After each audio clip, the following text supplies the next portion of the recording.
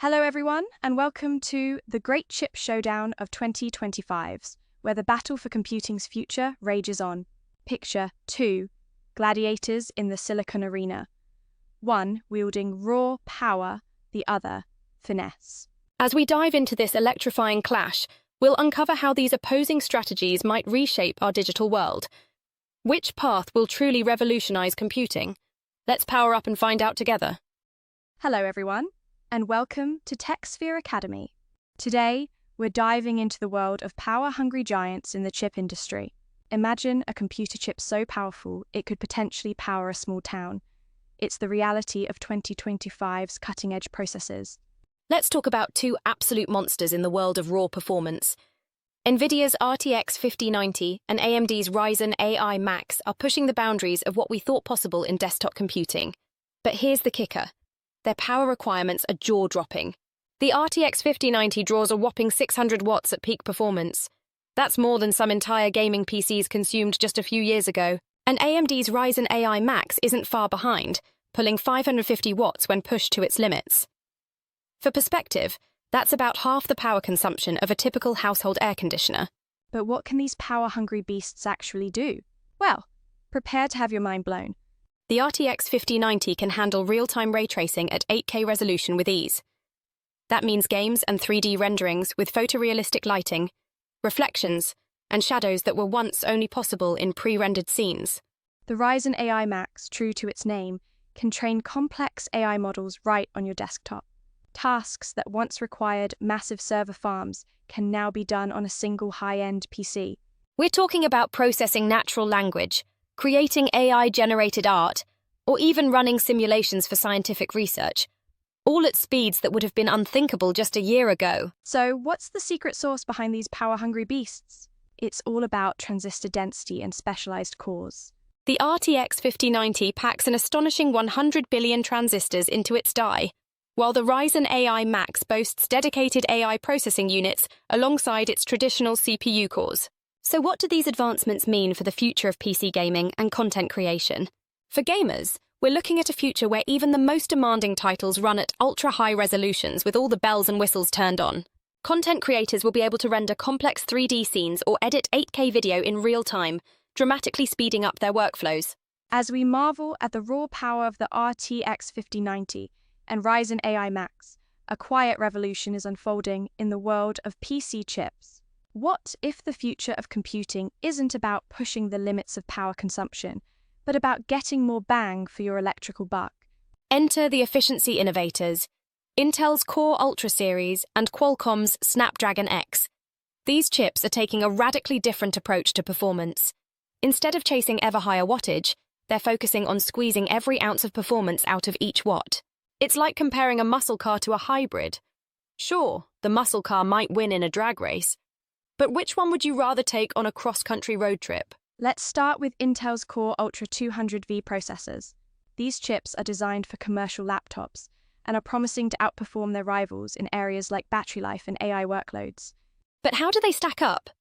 Well, the Core Ultra 200V series packs quite a punch with 4 performance cores, 4 efficiency cores, and 8 GPU cores, based on Intel's Xe2 architecture. The really impressive part? It can be configured to run on as little as 8 watts, or dial it up to 30 watts for more demanding tasks. But the real star of the show might be the Neural Processing Unit, NPU, built into these chips. This AI powerhouse can churn through a mind-boggling 48 trillion operations per second. Not to be outdone, Qualcomm's Snapdragon X processor is making waves in the entry-level laptop market. This chip features 8 cores and an NPU capable of 45 trillion operations per second.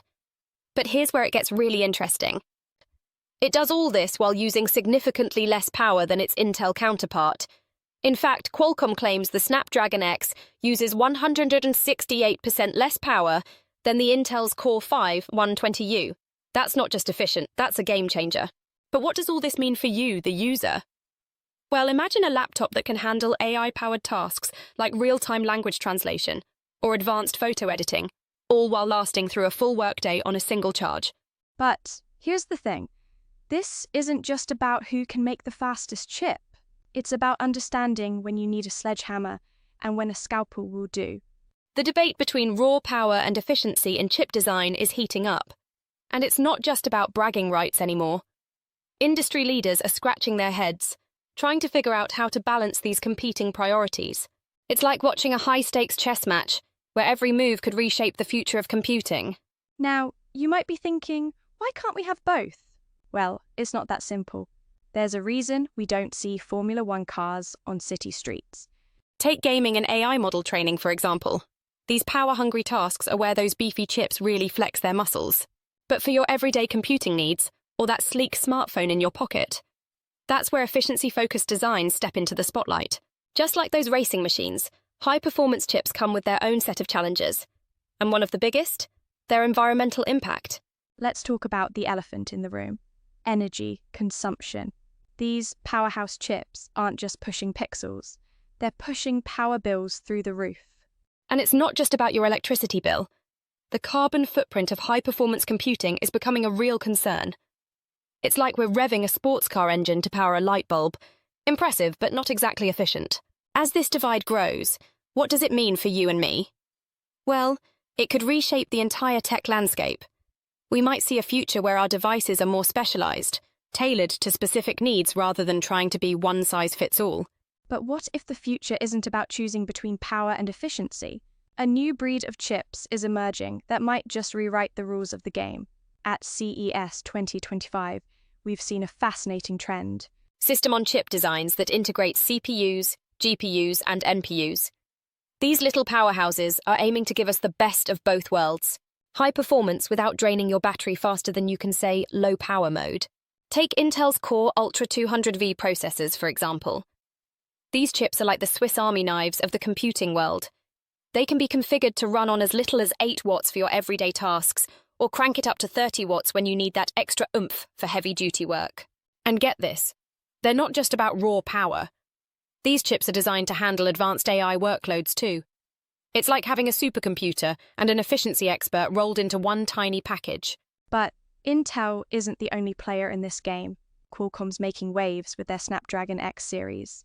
These chips are taking efficiency to a whole new level. How? Well, they're using a whopping 168% less power to deliver the same performance as some of their competitors. It's like they've found a way to squeeze every last drop of performance out of each watt. Now you might be wondering, is this the end of the great chip divide? Well, not quite. Chip designers are still facing some pretty big challenges. They're walking a tightrope, trying to balance our ever-growing hunger for more power with the need for energy efficiency. It's not just about making faster chips anymore. It's about making smarter ones. This brings us to a crucial question. Will we see these two approaches, raw power and efficiency, converge, or will they continue to specialize? The answer might lie in hybrid designs. Imagine a chip that can seamlessly switch between high-performance and ultra-efficient modes, depending on what you're doing.